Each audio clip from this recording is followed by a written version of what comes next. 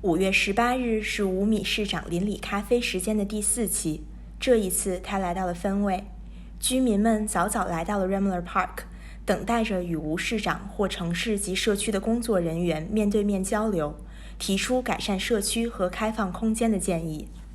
在开场发言中，市议员 Kenzie Buck 提到 Rambler Park 曾是一个地面停车场，它的成功改建正是Fenway居民积极参政议政的体现。It wasn't that long ago that the park you're standing in today was a surface parking lot in Fenway. 20 years ago, it was just a surface parking lot. And when you look at this oasis that we're in the midst of today, I think you really see exactly what it means for a civic community to come together and for people to invest time and energy and love into the heart of the city.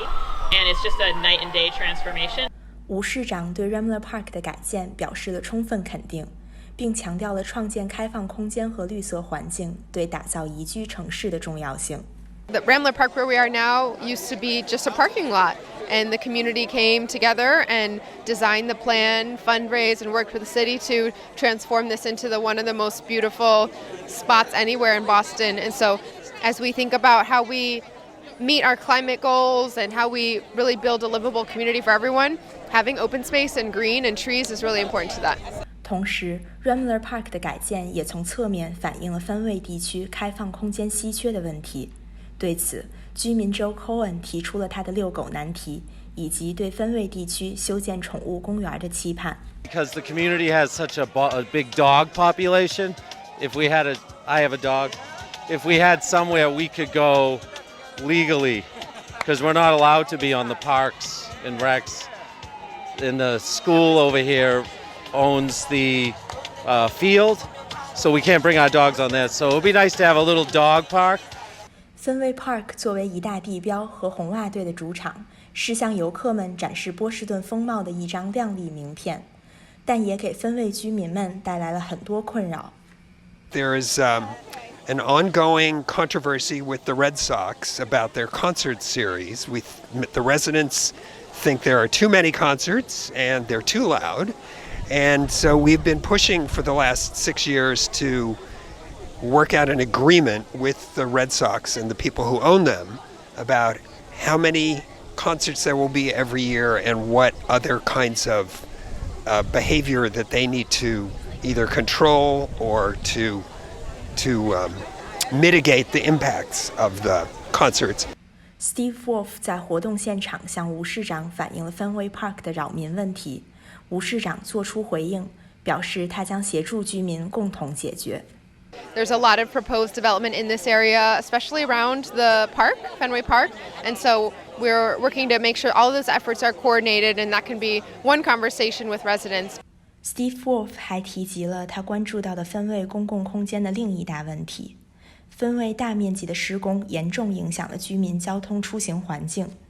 There is an incredible amount of development going on in this neighborhood, more than 10 million square feet, which is the equivalent of 8.5 Prudential buildings.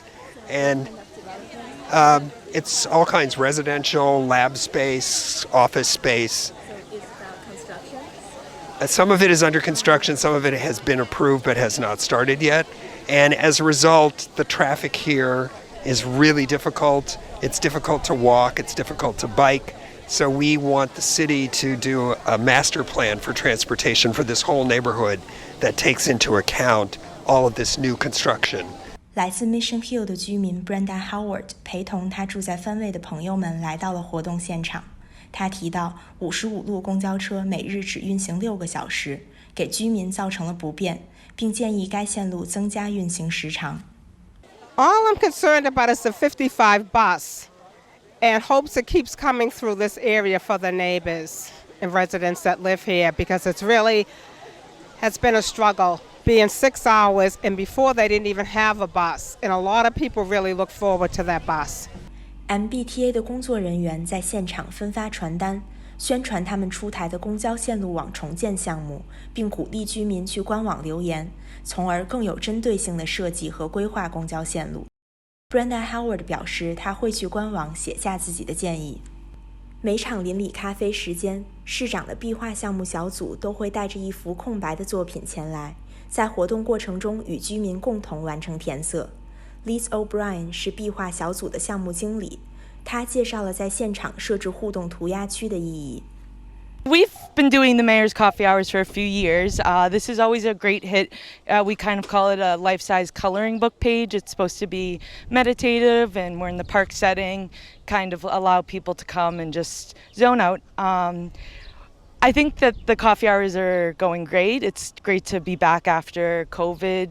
壁画项目小组的实习生 Eli Swanson 也分享了居民们填色的情形。Very consistently what will happen is like you'll have your vat of paint and like people will be like, oh no, I'm not an artist, I'm gonna mess it up, and they do it and they have a great time and then they like take a picture and it's always super fun.